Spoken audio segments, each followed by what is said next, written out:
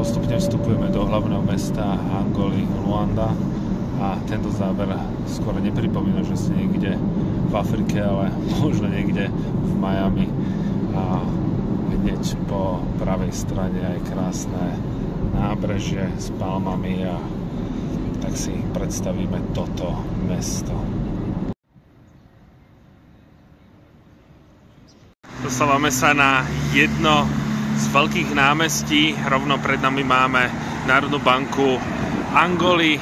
No a tieto výškové budovy sú symbolom ropného bohatstva, ktoré bolo teda objavené na pobreží Angoly, hlavná trieda, a pred sebou máme Baía Luanda, čiže záliv Luandy, kde pristáli Portugalci.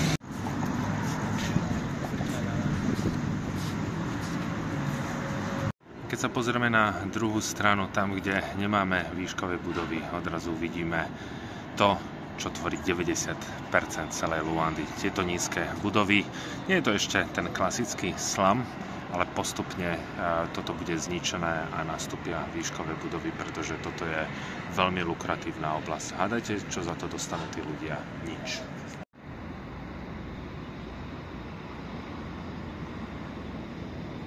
Keby ste prišli do Luandy pred nejakými 6-7 rokmi, tieto výškové budovy tu absolútne neboli. Rovno pred vami je Luandská katedrála, kam sa pôjdeme pozrieť. A Luanda pred tými 8 rokmi bola asi v takejto výške, ako je táto budova, táto. Ale hneď, ako sa Angole začalo dariť prostredníctvom čiernych peňazí alebo peňazí z ropy, tak začali rásť tieto výškové budovy bez ľadu a skladu. No a takto dotvárajú potom samotnú panorámu. No a rovno pred nami je aj hrob neznámeho vojaka, pretože Angola si zažila nielen brutálnu vojnu proti Portugalsku v boji za nezávislosť, ale takisto veľmi krutá občianska vojna.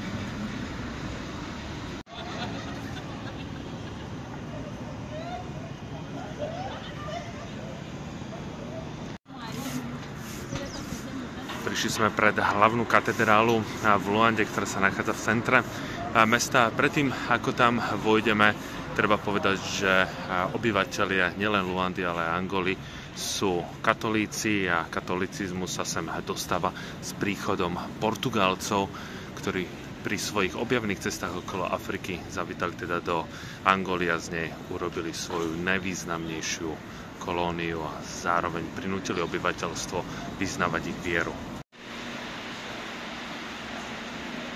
No a keď sa pozrieme do vnútra katedrály, tak máte niekedy pocit, ako keby ste boli niekde v Portugalsku. A máte pravdu, pretože ako som teda spomínal, Angola patrila Portugalcom, bola to ich najvýznamnejšia kolónia, no a samozrejme aj vplyv, čo sa týka viery, bol veľmi silný a jeho cítiť práve v miestnych kostoloch.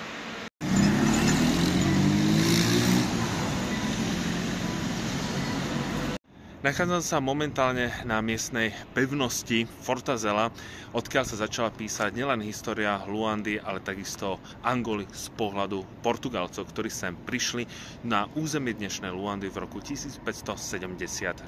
Portugalci sa samozrejme plávili po západnom pobreží afrického kontinentu, lebo hľadali miesto, aby mohli oboplávať Afriku, a nedaleko Luandy sa nachádza rieka Kongo na území dnešnej Demokratickej republiky Kongo. Oni mali pocit, že tam je práve ten prieliv, akým by sa mohli dostať do Indického oceánu. A keď ho nenašli, tak pokračovali ďalej dole a prišli práve sem v roku 1576. A práve táto pevnosť bola najdôležitejšia z pohľadu Portugalska tým, že vyvážali obrovské množstvo otrokov. A dnes, keď prídeme do ďalšej bývalej portugalskej kolónie menom Brazília, tak práve tí černosi, alebo to obyvateľstvo, alebo tí otroci, odkiaľ prišli práve z územia dnešnej Angoly, a z tejto pevnosti práve boli odnášaní na druhú stranu Atlantického oceánu.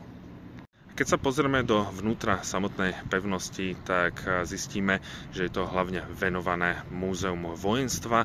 Aj z toho dôvodu, pretože Angolánia bojovali za svoju nezávislosť od Portugalska, ale takisto tu bola veľmi krutá občianska vojna, ale to si potom povieme v inom vstupe.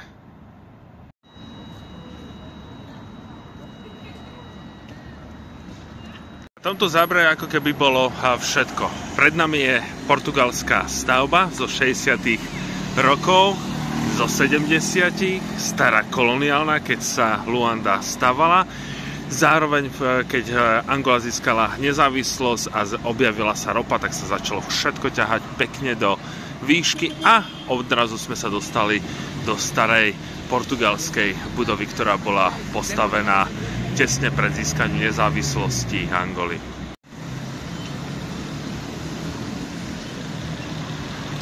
V tomto zábere môžeme vidieť dve tvári Luandy. Na jednej strane máte výškové budovy, ktoré patria všetkým významným ropným spoločnostiam a nachádzame sa v centre mesta a hneď tu máte pozostatky slamu. Samozrejme, 90% celej Luandy vyzerá to, čo máte pred sebou, ale keď chcú postaviť tieto výškové budovy, proste tých domácich vyženú, no a Luanda sa mení na niečo moderné, ale len v centre mesta.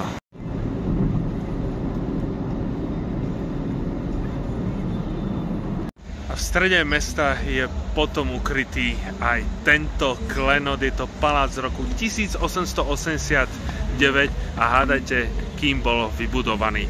Gustavom Eiffelom, presne tým, ktorý postavil známu Eiffelovku. Samozrejme, on sem neprišiel, ale celé to bolo postavené v Paríži a následne to tu bolo donesené a poskladané ako taká stavebnica.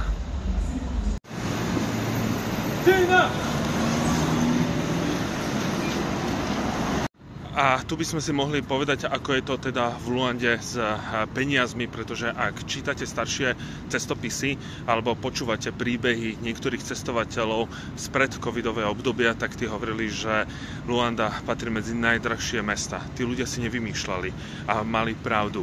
Dnes našťastie tie ceny výrazne klesli, pretože voľakedy ten najjednoduchší hotel pod $150 absolútne nešiel a tie ceny našťastie vtedy narazili. No a dnes tie ceny výrazne klesli, ale nie tak, aby ste si mohli povedať, že toto je lacná destinácia. Dalo by sa povedať, že ak chcete bývať príjemne, napríklad v nejakom trojhviezdičkovom hoteli s raňajkami, tak za izbu pod $80 alebo eur v žiadnom prípade nepôjdete, ale z predcovidového obdobia to bolo takmer 250 €. Ak jete na ulici, tak za nejaké 3-4 € sa viete nájsť, ale v reštaurácii treba počítať, že pod 20 € bez nápoja sa viac menej ťažko viete dostať.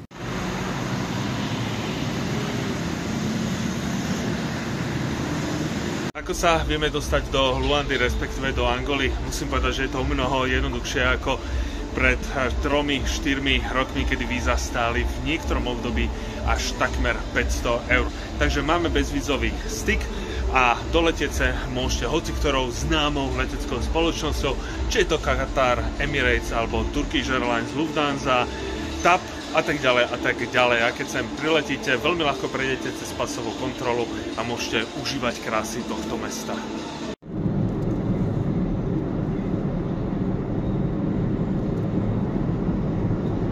A čo dodať na záver? Musím povedať, že z Luandy som veľmi milo prekvapený. Možno je to aj tým, že mám rád bývalé portugalské kolónie, portugalskú koloniálnu architektúru. A keď to napríklad porovnám s Maputom, tak je to také menšie, čo sa týka historického centra. Ale keď to zase porovnám s inými portugalskými kolóniami, ako povedzme Guinea-Bissau, tak musím povedať, že toto je o mnoho viac zaujímavejšie. Centrum mesta prejdete ležerným krokom, možno za pol dňa, ale cítite sa tu veľmi príjemne. Je to veľmi bezpečné mesto, takže ten, kto hovoril pred nejakými 10 rokmi, že mal problém sa tu pohybovať, tak nevymýšľal si, ale situácia sa našťastie mení.